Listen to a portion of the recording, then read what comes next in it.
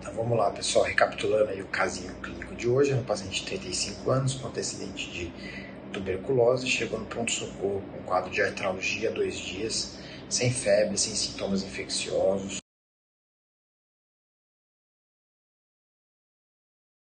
Exames laboratoriais, uma injúria renal aguda, sem urgências dialíticas. E o que chamava muito a atenção era uma urina tipo 1 suja, né? Entre aspas, né? O que significa isso? Tinha eritrócitos não dismórficos, tinha presença de leucócitos sem bactérias, sem nitrito negativo.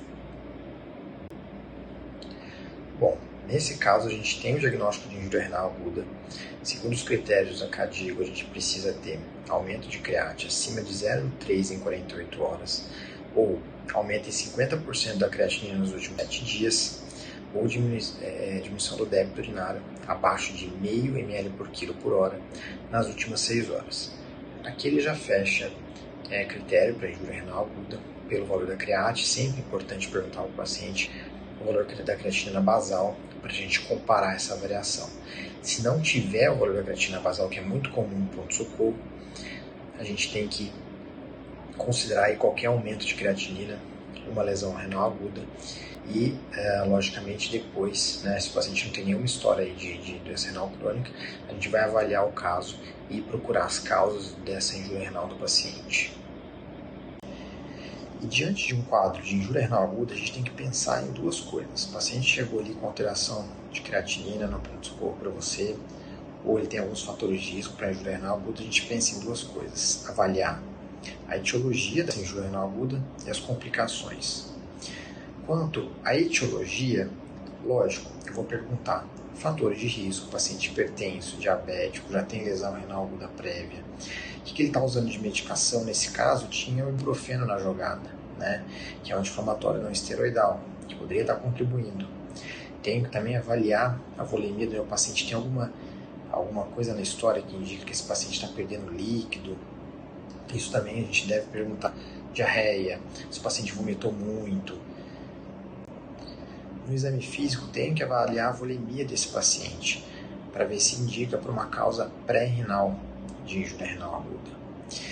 E, obviamente, de exames laboratoriais que a gente sempre pede para avaliar a injúria renal aguda no pronto-socorro, é fundamental pedir a urina tipo 1, que vai nos indicar se esse paciente está com alguma alteração ali que indica uma causa renal, por exemplo, presença de símbolos granulosos, presença de hematúria, presença de leucocitúria. Então, vários indícios na urina tipo 1 vai apontar para uma causa renal de injúria renal aguda. Ultrassom de rins e vias urinárias também é essencial para a gente excluir, principalmente, causa pós-renal, e também para nos dar uma ideia se o paciente já tem lesão renal prévia, né? Se ele já tem algum indício de doença renal crônica. Bom, avaliamos a etiologia. Pedimos 2 exames básicos, que é o tipo ultrassom de rins e vias urinárias, e também fizemos toda a história, exame físico. Avaliar complicações, temos que avaliar sinais e sintomas de uremia. Então, se o paciente está com náusea, vômito, se ele está com alteração do nível de consciência, que nos indica uma encefalopatia urêmica, sinais de pericardite, então principalmente dor torácica, dispneia, ausculta, né, se tem atrito pericárdico, sangramentos, que também nos indica aí um quadro de uremia, né? Se o paciente está hipervolêmico, né, isso também indica uma complicação da injúria renal aguda, né, hipervolemia levando a edema agudo de pulmão. E aqui a gente tem que pedir exames para avaliar complicações da injúria renal aguda. E esses exames são principalmente ureia, creatinina, avaliar eletrólitos, lembrar que a hipercalemia aqui é o principal risco para esses pacientes, né? Porque a hipercalemia pode levar a arritmias malignas. E também devemos pedir uma gasometria venosa para avaliar se o paciente tem uma acidose metabólica importante. Além dos outros eletrólitos, nós devemos também sempre solicitar para avaliar possíveis complicações dos tipos eletrolíticos da injúria renal aguda. Então, pessoal, chegou a injúria renal aguda, lembrem de avaliar a etiologia e complicações, tanto pela história exame físico, quanto pelos exames laboratoriais, que você não vai comer bola desse jeito. Agora vamos aplicar tudo isso que eu falei nesse caso. Vamos começar pelas complicações. Nesse caso, o paciente não estava hipervolêmico, né? Nada no exame físico que indicasse um edema agudo de pulmão, não tinha nada de encefalopatia, sangramento, nada disso na história. Nos exames laboratoriais, ele não tinha presença de acidose metabólica nem distúrbio hidroeletrolítico. Então, era uma injúria renal aguda que não me preocupa tanto em termos de complicações. Ou seja, esse paciente não vai precisar ir para uma diálise de urgência. Ok. Agora vamos investigar a causa. Por que esse paciente está com uma injúria renal aguda? Nesse passo, a gente vai ter que olhar a história desse paciente. Ele tem um antecedente de tuberculose que não está aí à toa. Ele também está usando ibuprofeno que não está aí à toa, né? Outro dado na história importante, ele está com artralgia que não está aí à toa também. E olhando os exames laboratoriais, a urina tipo 1 tem hematúria, leucocitúria e sem nitrito e sem bactéria, né? Então, isso tudo, juntando, vai nos levar a uma causa provável de injúria renal aguda. Vocês vão olhar para a urina e falar, nossa, não pode ser infecção urinária? Putz, paciente jovem, 35 anos, sem sintoma urinário, né, com bactéria negativa, com nitrito negativo, né, com hematúria junto. Pouco provável que seja uma infecção urinária.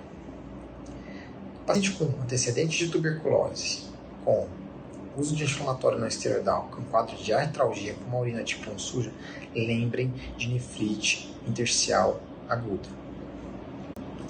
Ah, mas você vai me perguntar, doutor, esse paciente não tem eosinofilúria, não tem eosinofilia, não tem racha, não tem febre. Aí eu vou dizer para vocês, racha e febre estão presentes na minoria dos casos de nefrite intersticial aguda. A artralgia é um dos sintomas mais comuns e está presente em 45% dos casos, né? Febre e racha em menos de 30% dos casos. Se vocês juntarem a tríade clássica, né, que é racha, febre e eosinofilia, essa tríade está presente em apenas 10% dos casos. E aí você vai me perguntar, putz, doutor, não tem nada no hemograma que nos indique uma eosinofilia. Mas a eosinofilia está presente na minoria dos casos. E na urina 1 não tem eosinofilúria. Aí eu vou contar para vocês que a eosinofilúria ela não é nem sensível nem específico para o diagnóstico de nefrite intersticial aguda. Então é um dado a mais que a gente vai juntar na história, né, do nosso paciente, se tiver presente, para levar a gente a pensar em nefrite intersticial aguda. Mas lembrem que a eosinofilúria pode estar presente em outras causas aí de injúria renal aguda, como por exemplo o ateroembolismo, né? Então não é um achado aí que vai se presente e vai falar, nossa, é NIA. Não, não é, tá?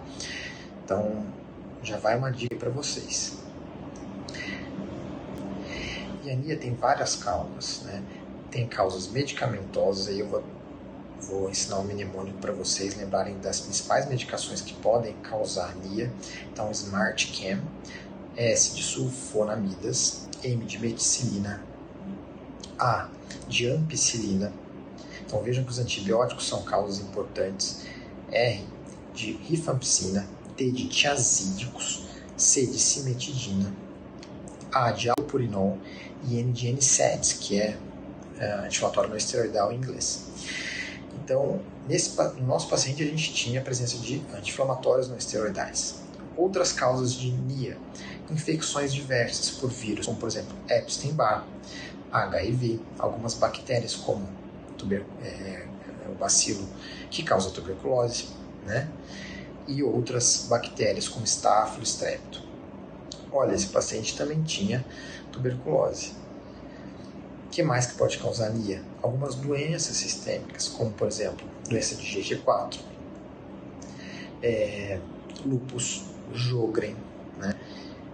São doenças sistêmicas que também podem levar ao quadro de NIA. Então, nesse caso, o paciente tinha tuberculose e tinha o uso aí de anti-inflamatório não esteroidal, que leva também a gente a pensar nesse diagnóstico. Bom, fizemos o diagnóstico aí vocês vão perguntar, precisa confirmar com biópsia renal? A resposta é que na minoria dos casos que eu vou precisar de biópsia renal, que são aqueles casos mais duvidosos, que estão evoluindo rapidamente com disfunção renal, aí sim eu vou precisar de biópsia. E o tratamento, doutor? O tratamento é retirar o agente que está causando isso. Nesse caso, a gente poderia retirar o anti-inflamatório não esteroidal e observar o paciente aí por 3 a 5 dias. Se ele não estiver melhorando da função renal, aí a gente associa corticoide. Já os pacientes mais graves, a gente pode já começar o corticoide de cara e já indicar a biópsia renal.